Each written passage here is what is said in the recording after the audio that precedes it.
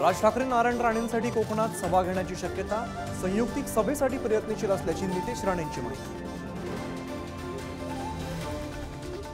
शिंदेच्या शिवसेनेचं 3 जागांवर शिक्कामोर्तब होण्याची शक्यता, ठाण्यातून प्रताप सरनाईक, नाशकातून हेमंत गोडसे तर संभाजीनगरातून संदीपान भुमरेंचं नाव निश्चित। 1 ते 2 दिवसात अधिकृत घोषणा होणार।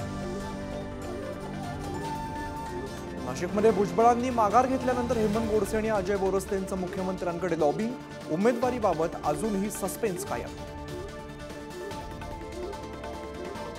अयोध्येत रामासोबत सीतेची मूर्ती का नाही हे विचारलं तर मोदींचीही अडचण होईल, शरद पवारांचा खोचकतो।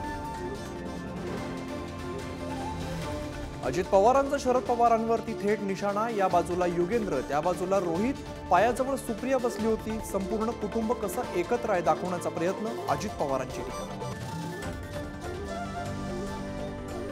उद्धव ठाकरे दलित विरोधी, मिलिंद देवरांचा आरोप, तर काँग्रेस शिवरायांना मानत नसल्याचाही दावा।